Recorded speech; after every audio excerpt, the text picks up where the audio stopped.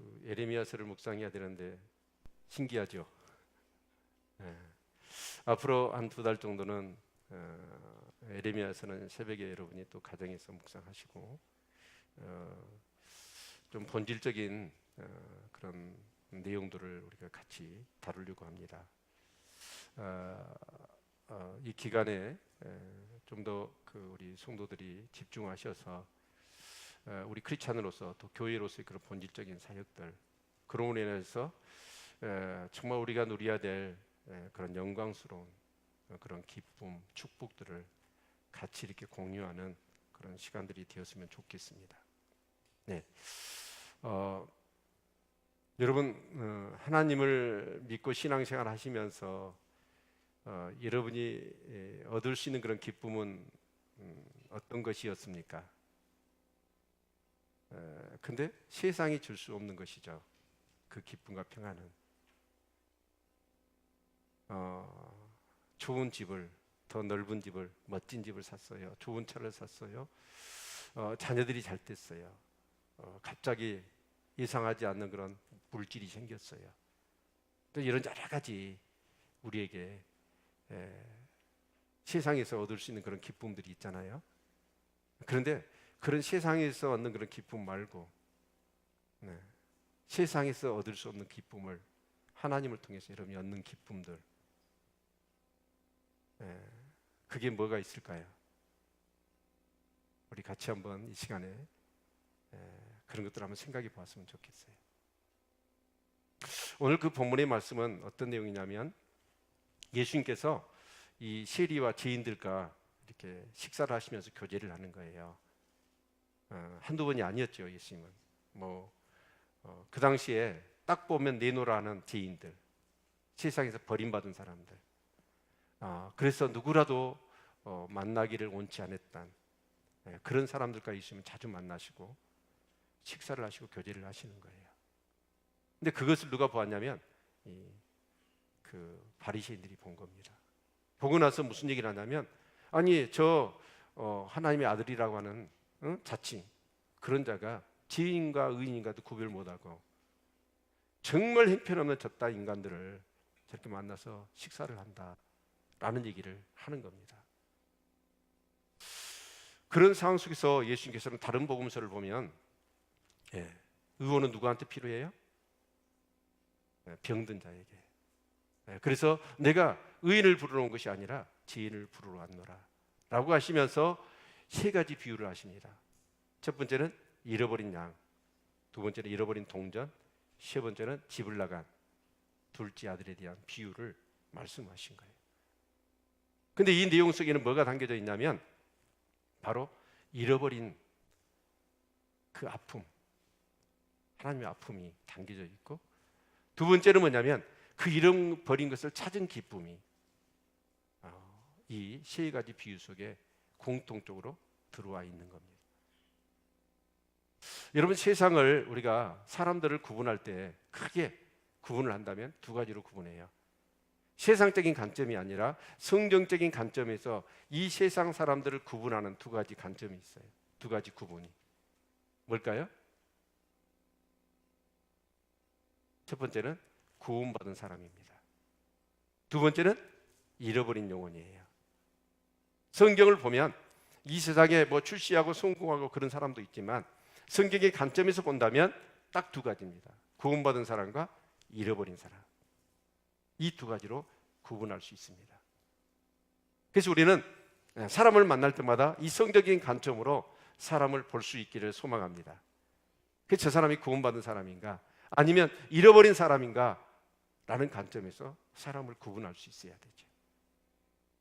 그래서 하나님께서는 바로 잃어버린 자, 그리고 그 잃어버린 자를 찾는, 그래서 예수님께서도 말씀하셨습니다. 내가 온 것은, 인자에 온 것은 잃어버린 자를 찾아 구원하려 함이니라 라고 말씀하셨지요. 아멘. 네. 여러분, 정말 오늘 이 본문 속에서는 그 잃어버린 것에 대한 아픔, 그리고 잃어버린 것을 찾았을 때 그 기쁨, 그래서 잃어버린 양, 그리고 잃어버린 동전, 그리고 잃어버린 아들을 찾았어요. 그때 이 내용을 보면 3가지 다 공통적으로 뭘 하고 있죠? 찾았을 때 잔치를 열었다는 거예요. 비유지만 여러분 양을 찾았어요? 양을 찾았는데 양을 몇 마리를 잡아서 잔치를 열어요. 여러분 동전을 찾았는데 여러분 동전이 아니라 그 당시에 지폐가 있었다면 지폐, 동전과는 비교할 수 없는 많은 돈을 들여서 잔치를 엽니다. 둘째 아들이 돌아와서요, 송아지를 낳습니다. 동네 사람을 다 부릅니다. 잔치를 열어요. 그 잔치라는 게 뭘 의미할까요? 잃어버린 것을 찾은 하나님 아버지의 기쁨을 표현하고 있다는 것이죠. 어떻게 보면 예수님이 오신 건, 이 성경에 기록된 건 무엇 때문입니까? 이 구속사의 역사가 전개되어지는 모든 이 성경의 내용들이 무엇 때문입니까?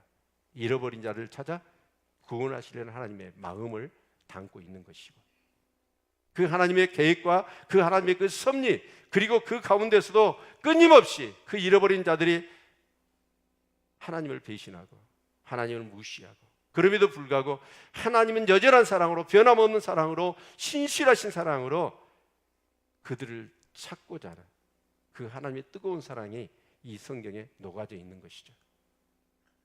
우리가 성경을 보면서 그런 관점을 우리가 볼 수 있어야 합니다. 아멘. 자, 그러면 우리가 한번 생각해 봅시다. 우리가 하나님을 믿고 신앙생활하면서 얻을 수 있는 기쁨, 누릴 수 있는 기쁨, 소유할 수 있는 기쁨, 세상에서 주는 것 말고 그게 뭐가 있을까요? 제일 첫 번째, 저는 이 기쁨을 우리 모두가 공유해야 합니다. 구원의 기쁨입니다. 우리 시편 51편 12절 말씀을 우리 같이 한번 보도록 하겠습니다. 시편 51편 12절 같이 읽죠. 시작. 주의 구원의 즐거움을 내게 회복시키시고 자원하는 심령을 주사 나를 붙드소서. 여기 주의 구원의 즐거움, 그 기쁨을 내게 회복시켜 달라라고 다윗은 그렇게 하나님 앞에 부르짖고 있습니다. 시편 51편은 그 바세바를 범하고 죄를 지었어요. 우리아를 죽였습니다. 제가 죄인지도 몰랐어요. 그 영적인 다윗이. 그런데 나단 선지자가 자기 죄를 지적할 때 침상이 절 정도로 회개하면서 생각해 봤더니 그렇구나, 내게서 성령이 떠났구나. 그러면서 주의 성실을 내게서 거두지 말아달라, 나에게 정결하고 정직한 영을 달라고 하면서 첫 번째 기도했던 게 뭐냐면 구원의 기쁨을, 그 즐거움을 회복시켜 달라고 기도하고 있습니다. 저와 여러분에게 구원의 기쁨이 있으십니까? 이 수천 년의 역사 가운데서 그 아들 예수 그리스도를 약속하시고 그 약속이 전진적으로 이 역사 가운데 실천되시며 예수 그리스도께서 오셨어요. 그리고 그 약속하신 대로 예수님 십자가에 죽으셨습니다. 그리고 또한 말씀하신 대로 부활하셨습니다. 그리고 승천하셨습니다. 그리고 약속하신 대로 우리에게 성령을 보내주셨습니다. 그 성령을 통해서 우리는 예수 그리스도를 믿게 된 줄로 믿습니다. 예수님이 십자가를 나도 체험했고 예수님의 부활을 나도 체험했어요. 내 죄 때문에 예수님이 죽으신 것, 그래서 내 옛사람은 예수님의 십자가에 죽으신 것 같이 내가 죽었습니다. 나의 영원한 새로운 생명을 위하여 예수님은 부활하셨듯이 그 부활을 체험하고 성령을 통해서 나는 새로운 사람으로 거듭났습니다. 이것이 우리의 구원의 기쁨이죠.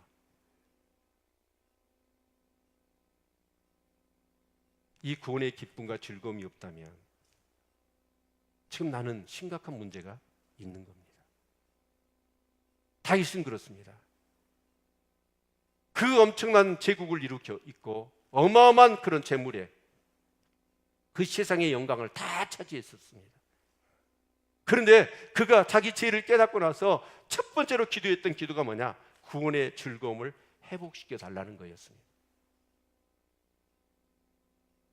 예배를 드려도 찬송을 해도 내 안에 그런 구원의 감격과 기쁨이 없다면 정말 우리는 회개해야 됩니다. 그리고 다시 이 구원의 감격과 기쁨을 회복할 수 있어야 할 줄로 믿습니다. 아멘. 두 번째로 우리가 또한 여러 가지 기쁨이 있죠. 교회의 표상이 뭐죠? 예배하는 곳이에요. 또 교제가 있는 것이죠. 또 말씀을 가르치는 거예요. 그리고 또 정말 하나님의 그 은혜를 이렇게 체험하고 우리가 전도하고 하는 그런 여러 가지 교회의 본질적인 사역이 있지요. 그런데 그 구원의 감격에서 시작되는 거예요. 만약에 여러분 정말 여기 예배에 참석한 우리 성도들 중에 이 구원 체험이 없고 구원의 감격이 없다면 그 사람은 교회 다녀봤다 의미가 없어요. 정말 여러분 다시 십자가 체험하실 수 있기를 축원합니다. 그리고 구원의 감격을 회복하십시오. 거기서부터 시작되는 거예요. 그런 사람에게 또 하나의 그 기쁨이 있다고 한다면 그건 뭐냐면 하나님의 말씀입니다. 우리 시편 119편 92절 같이 한번 볼까요? 같이 읽겠습니다. 시작. 주의 법이 나의 즐거움이 되지 아니하였다면 내가 내 고난 중에 멸망하였으리이다. 주의 법이 뭐예요? 하나님의 말씀이에요. 하나님의 말씀이 나의 즐거움인 거예요. 여러분, 진짜 이 하나님의 말씀이 깨달아지고 또 이 말씀이 하나님이 되셔서 내가 실제 삶 속에서 수없는 유혹과 시련과 환난과 역경 속에 있는데 그 말씀을 견고히 붙잡았더니 그 말씀을 통해서 그 말씀 속에 약속하신 대로 문제가 해결되어지고 또 하나님의 사랑과 그 놀라운 은혜와 이 영적인 이치를 깨달아가는 그 즐거움과 그 기쁨이 우리 안에 넘치는 것이죠. 그렇죠. 그래서 시편 기자는 계속해서 이 하나님의 말씀에 대해서 강조하다가 주의 말씀은 내게 뭐가 같다고 얘기합니까? 송이꿀보다 달다고 얘기합니다. 유대인들은 어렸을 때 아이들 우리 주일학교 다닐 때 그러잖아요. 요절 외우면 뭐 줘요? 옛날에? 사탕 줬어요. 사탕 얼마나, 우리 어린 시절 때는 사탕을 못 사 먹었잖아요. 근데 교회 가면 사탕을 줘. 얼마나 답니까? 근데 유대인들도 어렸을 때는 하나님의 말씀을 아이들이 암송하게 하려고 외우면 그 가자에다가 송이꿀을 발라줘요. 그러면 애들이 그거 받아 먹으려고 막 성경을 외웠어. 근데 나중에 이 애들이 장성해가지고 이제 외웠던 말씀을 따라 살아봤더니 그 말씀의 맛이 어렸을 때 그냥 그 송이꿀 발라진 그 과자 먹으려 그것보다 훨씬 더 상 가운데 달더라는 것이죠. 여러분, 하나님의 말씀이 여러분에게 즐거움입니까? 성경을 보면 수면제예요. 얼마나 이 성경이 능력이 있어요. 그렇죠? 네. 근데 진짜 이 하나님의 말씀이 즐거워하여 그 여호와의 율법을 주야로 묵상하는, 이게 구도자의 삶이죠. 진짜 구원의 은총을 깨달은 사람은, 그 하나님의 은혜와 사랑을 경험한 사람은 그 사랑과 그 은혜를 더욱더 목말라 하는 거예요. 그의 의리에 줄이고 목마른 자, 그 갈급한 삶으로, 심령으로 하나님의 말씀을 묵상하고 그 말씀을 정말 즐거워하는 것이죠. 이 기쁨이 우리 모든 성도님들에게 넘칠 수 있기를 축원합니다.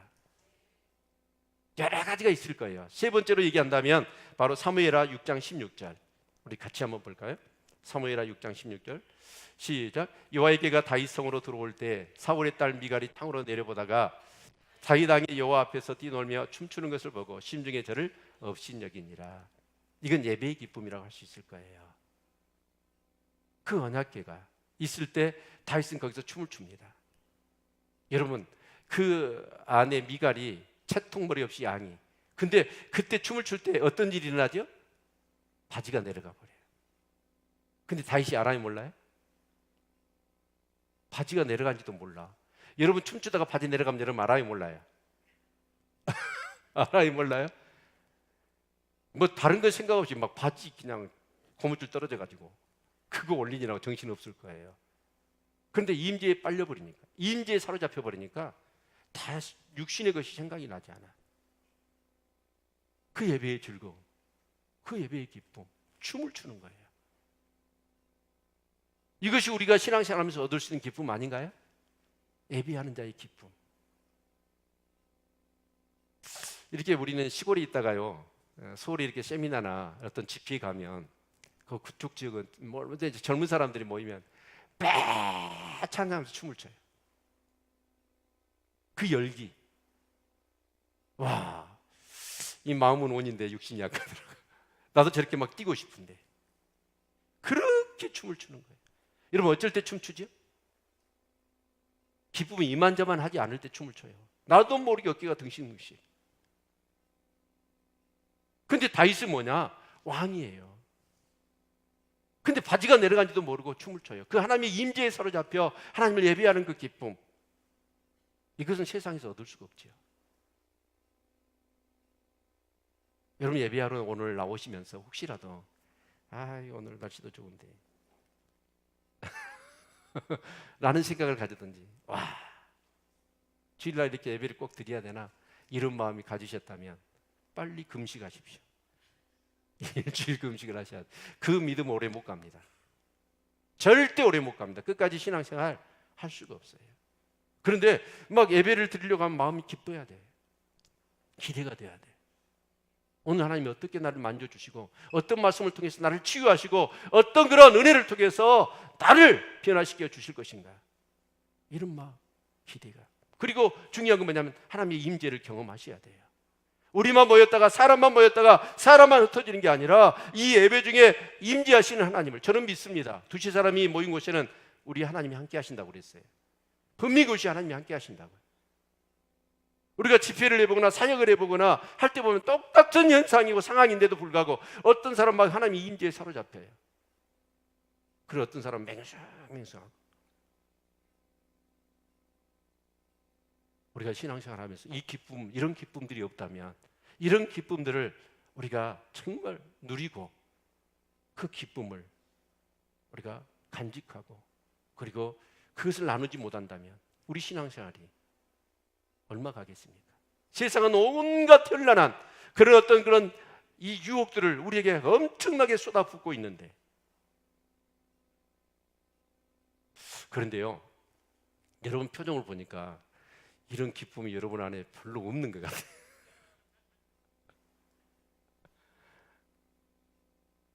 왜 그럴까요?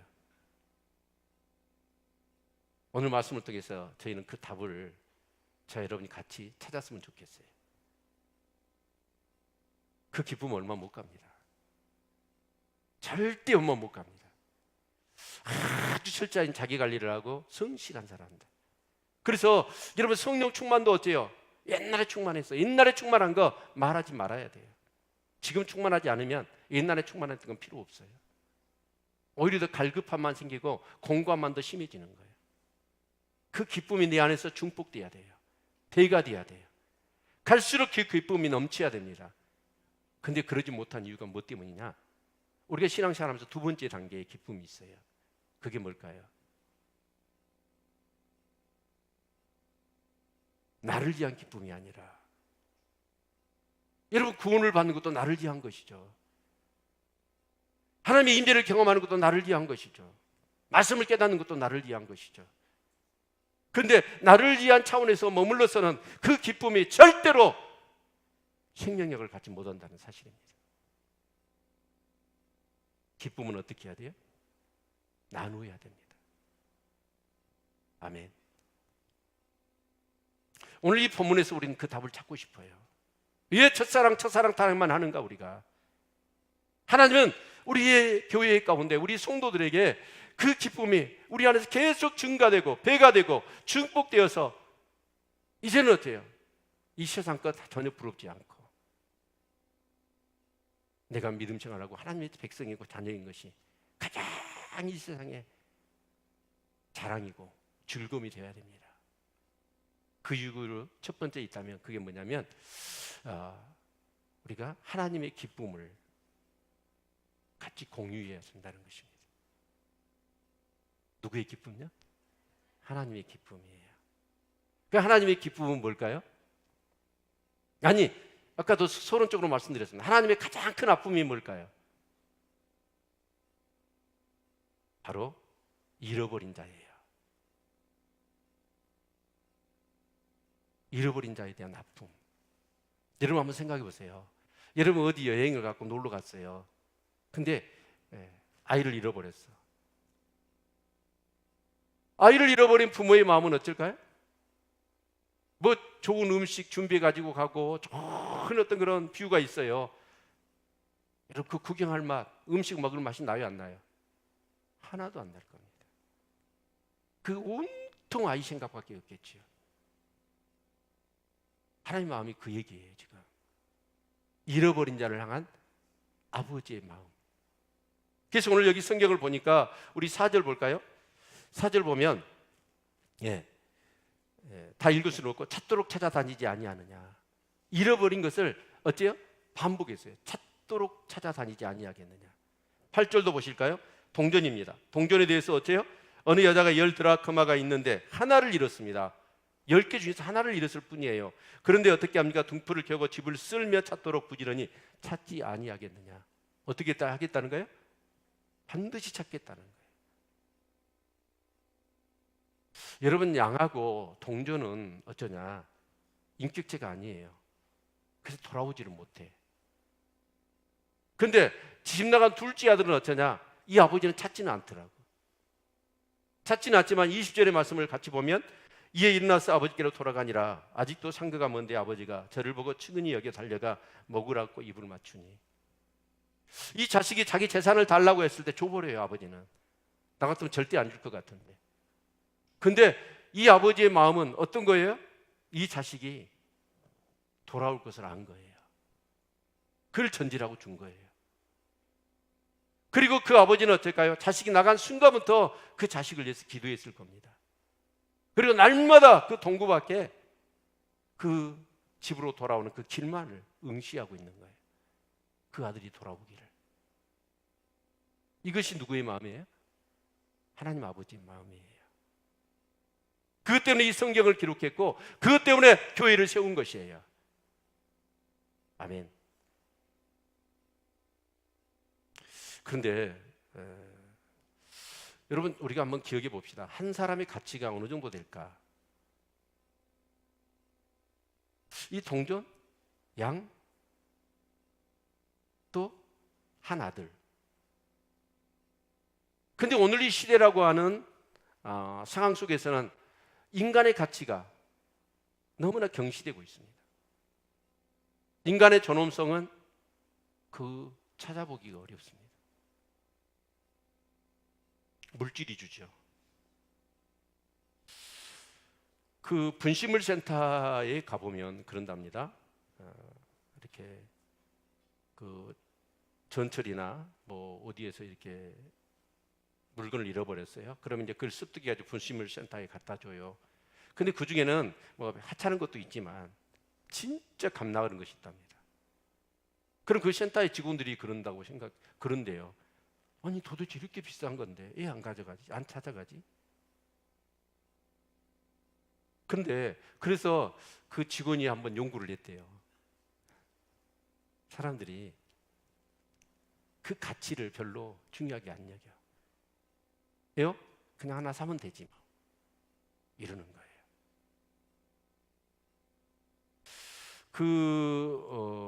이렇게 미국에 가면요, 이런 그 센터가 있다고 그래요. 인형 있죠, 인형. 인형을 고쳐주는 센터가 있대요. 근데 아이들이 이제 인형을 가지고 놀아요. 꼬마 애들이겠죠. 그럼 그 인형을 가지고 놀다가 어떠죠? 인형이 팔이 떨어져 나가, 발이 떨어져 나가, 모가지가 떨어져 나가. 그러면 어떠죠? 그걸 쓰레기통에다 버려요. 근데 진짜 훌륭한 부모는 절대로 그걸 버리지 못하게 한답니다. 그리고 인형을 가지고 그 센터에 가요. 그 센터에 가면 그 인형을 어떻게 해줘요? 병원에 가듯이 다 고쳐주는 거예요. 그럼 얘가 그렇게 기뻐한대요. 오늘 우리는 어쩌냐? 인간의 가치를,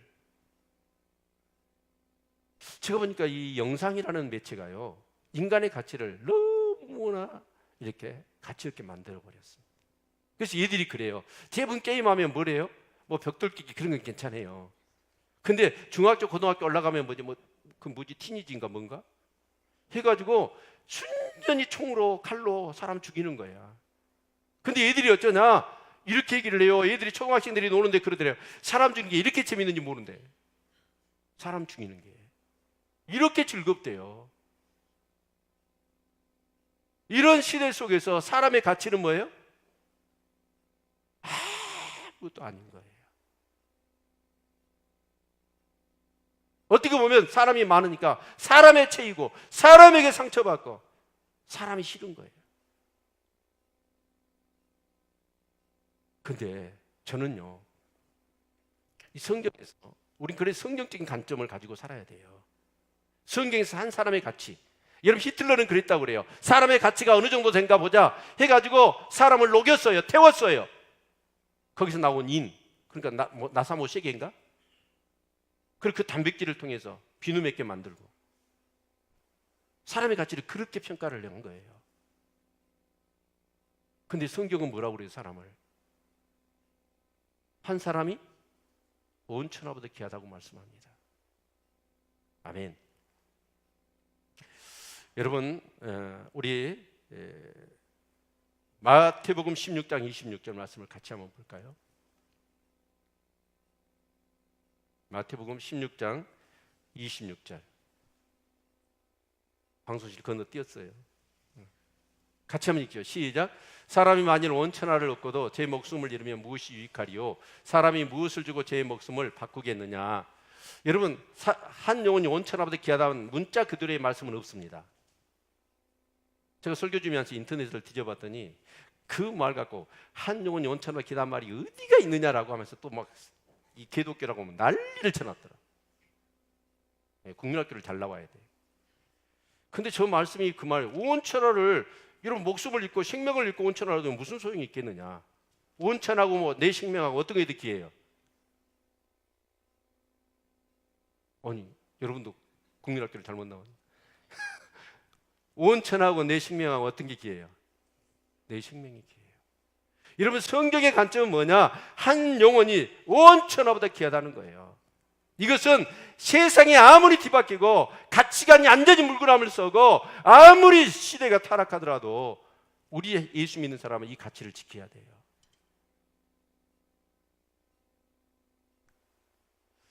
여러분, 이사야 13장 12절 말씀을 보니까요, 우리 같이 한번 읽겠습니다. 이사야서 13장 12절 시작. 내가 사람을 정금보다 희속케 하며 오빌의 순금보다 희귀케 하리로다. 여러분, 사람을 정금보다 희속케 하고 오빌의 순금보다도. 여러분, 오빌의 순금이 뭐예요? 금 중에서 최고의 금이 오빌의 순금이에요. 옛날에 우리 아말감이 금리로 바뀐 막 사역들이 일어났죠.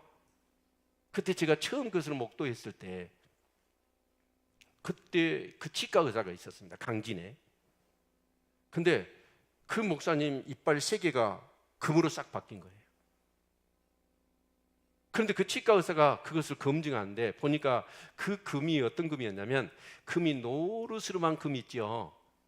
그런데 그게 아니라 불구스름한 금이었어요. 그게 금 중에서 최고의 금이라고 그러더라고요. 그게 무슨 금이에요? 오빌의 금이에요. 근데 사람이 이 오빌의 금 중에서 최고의 귀한 거하고 비교할 수 있다 없다? 없다는 거예요. 근데 오늘 시대는 어떻습니까? 전부 다 물질로 먹이는 거예요. 사람의 가치를. 그 사람이 돈을 얼마나 가지고 있느냐, 그 사람이 얼마나 권세를 가지고 있느냐, 그런 것으로. 근데 성경은 아니에요. 그 사람이 아무리 많은 것을 가지고 있고 가지고 없다 할지라도, 아무리 지식을 많이 갖고 있고 없다 할지라도, 아무리 인물이 잘났고 못났다 할지라도 한 영혼은 온 천하보다 더 귀하다는 거예요. 뭐 홍익인가 막 그런 얘기들을 많이 하지만 여러분, 이 성경에 녹아져 있는 하나님 영혼 사랑에 대한 이 열정, 이건요 정말 어떤 그런 인간의 어떤 그런 사상과 비교할 수 없는 겁니다. 그리고 실제로 이 역사 가운데서 그것을 그대로 그 하나님의 사랑이 다 녹아져 있는 거예요. 그게 성경입니다. 이스라엘이 누구예요? 나예요. 아멘.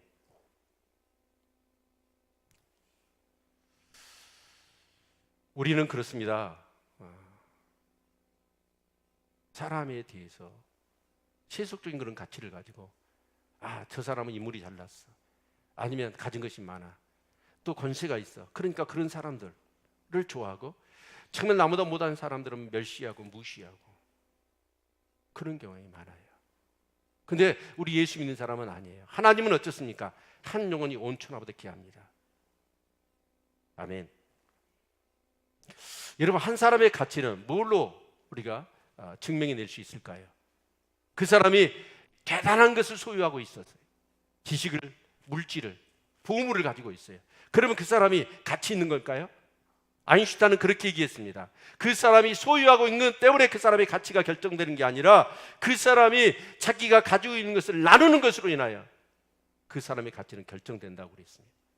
아무리 많은 걸 가지고 있어봤자 여러분 그걸 나누지 못하는데 그게 가치 있는 사람입니까?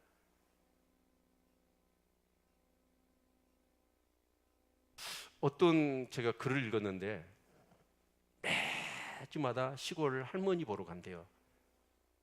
자기 아이들하고. 근데 그 할머니는 맨날 논밭에서 사니까 다 쭈그러졌어. 냄새나고 손이 굽어지고. 근데 애들이 할머니를 그렇게 좋아한대요.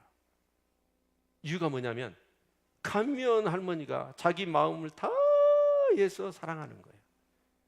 그 손주들이 어디에서 경험할 수 없는 사랑을 다 주는 거예요.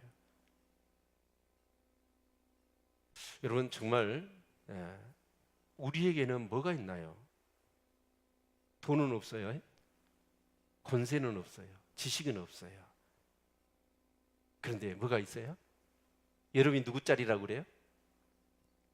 예수님 짤이. 따라서 합시다. 예수님 짤이. 우리는 예수님 짤이에요. 이요? 하나님께서 우리를 구원하시려고 예수님을 희생시키셨어. 그러니까 예수님과 우리는 같은 급이에요. 그렇죠? 근데 우리 안에는 뭐가 있어요? 예수님이 있죠. 그렇죠. 우리는 어째요? 이 예수를 전할 수 있어요. 이건 세상이 줄 수 없어요. 돈으로 얻을 수 있나요? 이 믿음을? 이 복음을, 이 구원을, 이 하나님과의 관계를 어떤 세상의 지식을 가지고 여러분 우리가 가질 수 있느냐고요. 가질 수가 없어요. 오직 하나님의 은혜죠. 은혜로 된 것이죠. 그것이 로마서의 핵심 아닙니까? 그래서 우리는 어때요? 한 영혼이 온천하보다 기해. 그 사람을 가리지 말고 그 사람이 잘났든지 못났든지 가진 자든지 못 가진 자든지 온천하보다 귀하게 여기고 그 사람에게 뭘 전해야 돼요? 예수 복음 전해야 돼요. 그래서 그를 구원하는 기쁨, 이 사람을 구원시켜서 그 사람이 이제 온전한 믿음의 삶을 살고 함께 더불어 동역을 이루고 어떨 때는 나보다 더 멋지게 하나님 섬기고 그 믿음을 통해서 세상을 이겨내고 또 다른 사람에게 복음을 증가하고 이것처럼 큰 기쁨이 없다라는 거예요. 그래서 우리가 구원의 기쁨, 말씀을 깨닫는 기쁨, 예배의 기쁨 이런 여러 가지 기본적인 베이직에 해당되는 기쁨들. 근데 이 기쁨들이 오래가지 못한 이유가 뭐냐면 바로 또다시 나를 통해서 이 복음이 또 다른 사람을 변화시키고 구원시키고 세상을 변화시키는 이 복음이 나누어지고 정말 이루어져가는 그 기쁨을 볼 때 우리에게는 더 큰 기쁨이 넘치는 것입니다. 아멘. 그래서 여러분 사도 바울은 그런 고백을 하지 않습니까? 사실 성경에 보면 구약에서는 모세, 신약에서는 바울인 것 같아요. 어떤 얘기를 합니까 바울이? 우리 로마서 9장 1절로 13절 얼마 전에 우리가 묵상했던 내용입니다. 우리 같이 한번 보겠습니다. 내가 그리스도 안에서 참말을 하고 거짓말을 아니하노라. 내게 큰 근심이 있는 것과 마음에 그치지 않는 고통이 있는 것을 내 양심이 성령 안에서 나로 더불어 증거하노니 나의 형제 곧 권력의 친척을 위하여 내 자신이 저주를 받아 그리스도에게서 끊어질지라도 원하는 바로다. 사도 바울의 고통이 뭐였어요? 하나님 아버지의 고통과 똑같았어요. 유대인들에게는 8가지 다른 민족이 가질 수 없는 특권을 주셨습니다. 바로 뭐예요? 양자됨, 하나님의 율법, 또 뭐죠? 언약들, 약속들, 하나님의 영광, 또 예수 믿음의 조상들, 또 예수 그리스도도 그 민족에서 태어나고 이런 여러 가지 엄청난 그런 특권을 받았음에도 불구하고 사도 바울이 복음을 전해요. 복음을 전해보면 이방인들은 복음을 쏙쏙쏙 받아들이는데 유대인들은 다 거절하는 거예요. 다른 나라 도시를 가도 그 해당에 가보면 유대인들은 다 이 복음을 거절해요. 이방인들은 받아들이는데. 그래서 사도 바울의 고민이 이만저만 깊어진 게 아니에요. 그래서 지금 그 고백을 하고 있는 거예요. 큰 근심, 그치지 않는 고통. 뭐예요? 자기 권력 친척에 대한 문제였어요.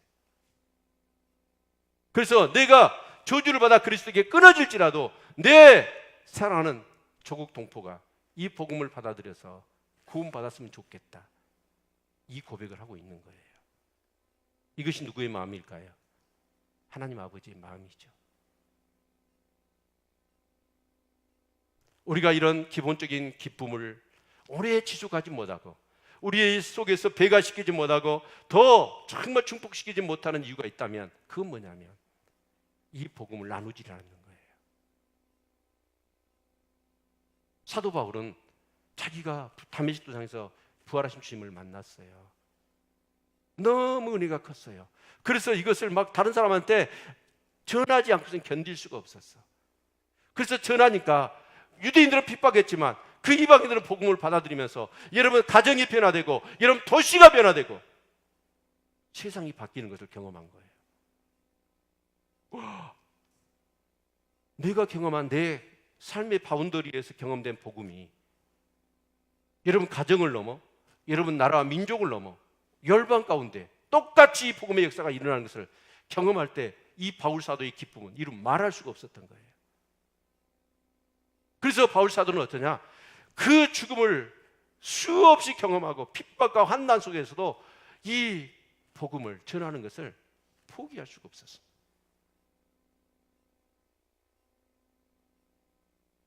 여러분, 이 하나님의 마음을 알고 이 하나님의 그 기쁨에 동참하는 삶을 우리가 살아야 합니다. 그럴 때 우리 안에 주어진 이 기쁨과 이 신앙을 통해서 얻어질 수 있는 그 즐거움이 우리 안에서 계속해서 증가되어지는 거예요. 아멘. 그런데 우리가 그 사람을 구원시키는 기쁨, 이것도 크고요. 세 번째, 더 큰 기쁨이 있어요. 그게 뭘까요? 여러분, 훈련시키고 양육시키는 거예요. 그리고 그 사람이 나보다 더 훌륭한 믿음으로 하나님께 영광 돌리는 거예요. 이것을 바라보는 그 기쁨이 크다는 것이죠. 그래서 우리 디모데후서 잘 알고 있는 2장 1절 2절 같이 말씀을 보도록 하겠습니다. 같이 읽기요. 시작. 내 아들아, 그러므로 네가 그리스도 예수 안에 있는 은혜 속에서 강하고 또 네가 많은 증인 앞에서 내게 들은 바를 충성된 사람들에게 부탁하라. 저희가 또 다른 사람들을 가르칠 수 있으리라. 아멘. 여러분, 다른 사람을 가르치는 것, 그리고 그 사람이 세워지는 것, 그런데 사실은 거기에 있지 않습니다. 제가 볼 때는 다른 사람을 가르칠 때 내가 성장하는 거예요. 아멘. 참 제 감사하게도 부목사 때 부목사가 아니고 강도사로 처음 왔죠, 유달교회. 근데 저보다 신학교 강의를 하라고 그러더라고요. 그래서 제가 한 10년 강의를 했던 거, 10년인가? 10년 안 되겠네요. 짧게 몇 년인지 모르겠는데 신학교 강의를 제가 나갔어요. 근데 제가 학위가 있다 보니까 이렇게 강의를 맡긴 것 같아요. 근데 어떤 과목을 안 정해놔요. 이번 학기는 이것 가르치고 조직신학 가르치고 어쩔 때는 성경신학 가르치고 어쩔 때는 실천신학 가르치고 뭐 과목을 전공에 상관없이 주더라고. 그래서 제가 이제 학생들을 가르치려고 가서, 그래도 신학교잖아요. 그래서 학생들을 가르치려고 하니까 그냥 가르치면 되겠어요, 안 되겠어요? 안 되죠. 그래서 공부를 했어요. 공부를 했더니 신학교 다닐 때는 조직신학 몰랐어요. 성경신학 몰랐어요. 그냥 가지만 알았어. 근데 신학 전체를 이해하게 되더라고. 네? 어쩔 때? 가르칠 때. 복음이 복음되는 건 언제인지 아세요? 여러분, 내가 경험한 복음, 그거 별로, 물론 엄청난 거예요. 그러나 그 복음이 나를 통해서 다른 사람에게 똑같이 일어나요. 더 크게 일어나요. 그때 그 복음의 가치는 내게 더 큰 은혜로 임하는 것입니다. 여러분, 구원의 감격도 있어요. 우리가 말씀을 깨닫고 말씀을 통해서 은혜를 베푸시고 놀라운 일을 행하신 하나님을 경험하는 것도 기쁨이고, 예배 임재 가운데, 하나님의 임재 가운데 예배를 드리는 기쁨, 교제의 기쁨, 많은 그리스도 안에서 세상이 줄 수 없는 그 기쁨. 그런데 그 기쁨이 오래가지 못하는 건 복음을 나누지 않아서 그러는 거예요. 다른 사람이 전하지 않아서.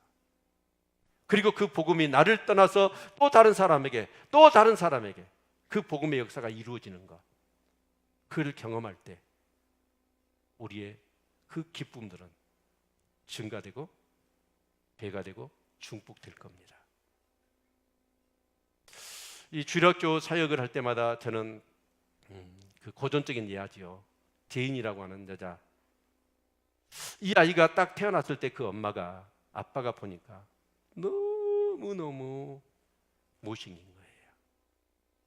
어딘가니 못생겼으면 그 부모가 완전히 버려버렸어요. 어쩔 수 없이 낳았으니까 키우기는 해도 가르칠 필요가 없는 거예요. 너같이 못 나가지고 가르쳐봤자 필요 없다고. 그 아이 보는 앞에서 엄마 아빠가 수없이 그런 얘기를 하는 거예요. 그래서 이 아이는 어려서부터 그 말을 수없이 듣고 자랄 때 어떻게 했어요? 자존감? 하나도 없는 거죠. 완전히 자기 부모로부터, 다른 사람은 몰라도 자기 부모로부터 그 사형수과 같은 인생에 이 얘기를 들었을 때 얼마나 고통스럽겠어요. 그러니까 완전히 아이가 앙칼져 버린 거예요. 성격이 제대로 인격 형성이 안 돼 버린 거예요. 그런데 그 마을에 청년 대학생들이 와서 복음을 전했어요. 근데 이 아이가 마음을 열지 않아요. 그런데 대학생들이 기도하면서 어떻게 하고 이 제인이라는 여자에게 복음을 전했습니다. 근데 성령의 은혜죠. 기도하면서 복음을 전했더니 이 제인이라는 여자애가 자기 엄마 아빠도 자기를 버렸어요. 세상 누구 하나 자기를 따뜻한 인간의 눈으로 대해준 사람을 한 사람도 못 본 거예요. 근데 자기가 뭐라고? 그 청년들이 자기한테 복음을 전하고, 그러면서 성령의 은혜 속에서 하나님 자기를 사랑한대, 온천하보다도. 그리고 예수님이 자기를 위해 죽었다. 이 놀라운 하나님의 은혜와 사랑을 깨달은 거예요. 그러면서 너무나 감사가 되고 자기 안에 치유와 회복이 일어난 겁니다. 그래서 은혜를 받으니까 어떤 마음이 들어요? 야, 나도 뭔가 하나님 앞에 은혜를 받고 영광을 돌리고 싶다. 그래서 그 제인이라는 여자가 할 수 있는 일이 뭐였냐면 주일학교 교사였습니다. 그래서 주일학교 담당자한테 찾아간 거예요. 가서 나 주일학교 교사하고 싶다고. 근데 그 담당자가 보니까 주일학생들을 이 여자한테 맡겨놨다면 다 도망갈 것 같아. 너무나 얼굴이 비호감이에요. 그런데 또 이렇게 그런 마음을 가지고 왔는데 이렇게 거절해버리면 안 되잖아요. 그래서 어떤 제안을 하냐면 아이들을 줄 수는 없습니다. 당신이 전도에서 교사가 되십시오. 그런 거예요. 그러니까 이 제인이라는 여자가 뭘 하냐면 그때부터 이제 다니면서 아이들을 전도한 거예요. 그런데 아버지도 주일학교 담당자도 볼 때는 어때요? 얼굴이 너무 비호감이야. 그런데요, 이 여자가 아이들을 진짜 자기가 받은 사랑, 그 누구도 나한테 보이지 못했던 그런 사랑, 그 사랑을 경험하고 나서 그 아이들을 대하니까 아이들이 모이기 시작하는 거예요. 그리고 그 사역이 진행되면서 아이들이 몇 명 모인지 아세요? 3만 5천 명이 모여요. 3만 5천 명이 모였는데 그 교회에서는 수용할 수가 없었어요. 그래서 그 한 주, 미국의 한 주, 교회에서는 수용할 수 없으니까 학교를 빌립니다. 학교도 하나가 아니에요. 이거 도시마다. 학교를 빌려서 아이들을 주일학교를 한 거예요. 버스를 수십 대를 운용을 한 것이죠. 여러분, 한 사람의 가치, 세상은 전부 다 그렇게 여깁니다. 인물, 요즘 인물이잖아요. 돈이에요. 권세예요. 사회적인 조건, 인간적인 조건, 그런 걸 통해서 가치를 먹이는 거예요. 근데 아닙니다. 하나님은 한 영혼이 온천하보다 귀하대요. 근데 그 제인이라는 여자가 그 글에는 잘 안 나와 있어요. 어떻게 그렇게 3만 5천 명 할 때 어려움이 왜 없었겠습니까? 내 무시를 당한 일이, 인격적인 모독을 당한 경우들이 얼마나 없었겠어요. 근데 그 안에는 뭐예요? 복음을 전할 때마다 아이들이 변화되는 거. 이 세상 그 누구도 자기한테 인간적인 따뜻한 눈을 보이지 않았는데 오직 하나님 한 분만이 자기에게 그 사랑을 부어주신 거예요. 그 사랑을 가지고 아이들을 대하니까 아이들에게 통한 거예요.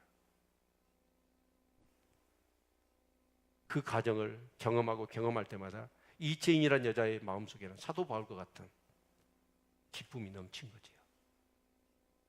어떤 그런 핍박과 그런 인격적인 모독과 어려움이 오더라도 그것을 이겨내면서도 복음을 증거하고자 하는 그 기쁨, 그 복음을 증거해서 사람들이 예수를 믿고 그 아이들이 변화되고 그 아이들이 또 다른 사람들을 복음을 증거하고 그런 모습을 보면서 정말 어떤 그런 어려움이 오더라도 그걸 능히 이기고도 남을 수 있는, 그것이 전혀 상관없는 그런 기쁨과 즐거움이 가득하게 된 것입니다.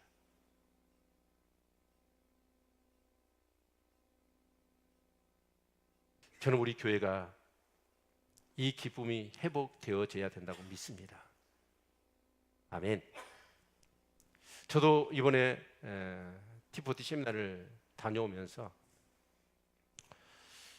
정말 기도 금식에는 이런 이유가 나갈 수 없겠다, 이런 막 결단이 생기고, 우리가 너무나 형식적이고 우리가 예배를 드려도 너무 형식적이에요. 신앙생활 해도 형식적이에요. 왜 그러냐면 이 구원의 감격과 이 정말 하나님을 예배하는 즐거움과 정말 하나님과 동행하고 교제하는 그 기쁨을 잃어버린 거예요. 근데 누구나 마찬가지입니다. 내가 받은 사랑을 나누지 않으면 그 기쁨은 오래 갈 수가 없고 정말 새로운 은혜가 우리에게 배가 될 수가 없는 거예요. 그러다 보니까 우리는 어째요? 점점 우리의 심령이 말라버리는 거예요. 여러분, 우리 그 복음 속에 있잖아요. 나누면 어떻게 돼요? 나누면 풍성해지죠. 움켜잡으면 없어지고. 이것이 복음이에요. 정말 저와 여러분에게는 복음이 있죠. 예수 그리스도가 계시죠. 십자가 부활이 있죠. 이제 우리는 그걸 가지고 이 가을에 우리 성도들이 정말 위대한 일을 했으면 좋겠어요. 온 천하를 넣는, 그게 뭐예요? 한 영혼 구원하는 거예요. 교회는 그 일을 위해서 있습니다. 그 일을 할 때 우리 안에 이 엄청난 기쁨들이 증폭되는 거예요. 내가 받은 은혜 마중물이에요. 근데 그 은혜로 펌프질을 해야 됩니다. 그게 뭐예요? 전도하는 거고 사람을 훈련시키고 양육시키는 거예요. 그 펌프질 할 때마야 그 은혜, 마중물의 은혜가 뭐가 되는 거예요?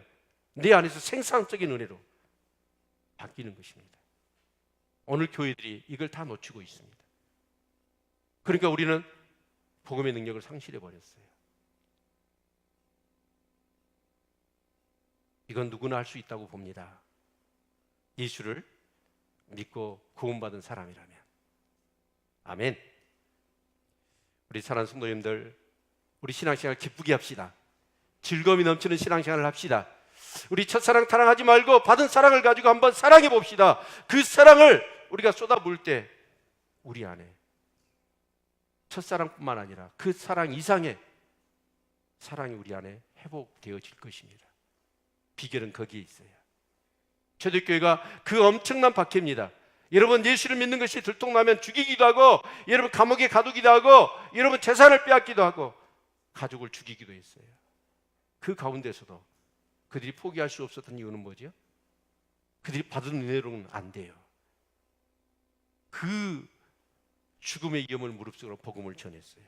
복음을 전했더니 그 복음의 역사가 다른 사람이 나타나는 거예요. 예수는 분명히 진짜 우리의 구주시구나. 하나님은 살아계시구나. 나에게 일어난 일이 저 사람에게 일어나고 저 사람에게 일어나고 이 나라와 민족을 뛰어넘어 열방 가운데 똑같이 복음의 역사가 일어나는 것을 경험할 때 우리의 믿음은 더욱더 견고해지고 그 구원의 기쁨은 더 넘쳐나고 우리 교회 안에 큰 하나님의 은혜가 넘칠 줄로 믿습니다. 아멘. 아마 이제 다음 주에는 여러분에게 뭔가 페이퍼가 나갈 겁니다.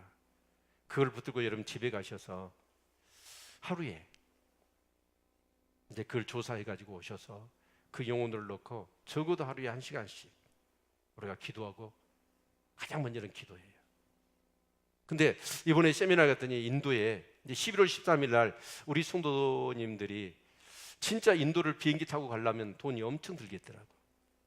근데 인도에 안강희 선교사님 밑에 있는 그 백수경 전도사님이라는 선교사님이라는 분이 이분이 똑같은 집사예요.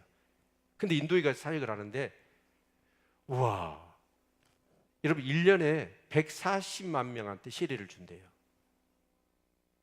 140만 명. 그런데 여러분은 어떠냐? 여러분 중동은 그냥 총으로 쏴 죽여요, 예수 믿는 사람들을. 근데 인도는 그런데요, 힌두교인들이 법으로도 개종을 하면 벌금을 물려요. 그리고 거기는 뭐야? 칼이나 도끼나 낫을 가지고 난도질을 해버린대요, 예수를 믿으면. 그래서 거기에 이렇게 복음을 전한 사람들 중에 막 맞아가지고 막 붕대 막 그런 사람. 근데 그런 사람들이 어쩌냐? 막 웃어요, 즐겁대요. 그렇게 두들겨 맞고 핍박을 받았는데 왜 그러냐? 의를 위하여 핍박을 받는 복이 있다고. 그 말씀을 믿는 거예요, 그들은. 근데 더 놀라운 것은 여러분 인도는 몇 가정의 전도를 해야 한 사람이 구원받냐면 100가정이에요. 몇 가정이요? 100가정이 한 가정. 근데 그 세미나 중에 한 신학생이라고 그래요. 자기 신학생이라고 밝히더라고. 그 신학생이 그러는 거예요. 전도하는데 너무 힘들다는 거예요. 그러니까 그 안강희 선교사님이 날벼락을 쳐버리더라고. 시험 들겠더라고. 해보다 내놓고 어렵다고 그러는 거예요. 근데 한국은 통계적으로 7가정이 전도하면 한 사람은 믿는데요. 몇 가정이야?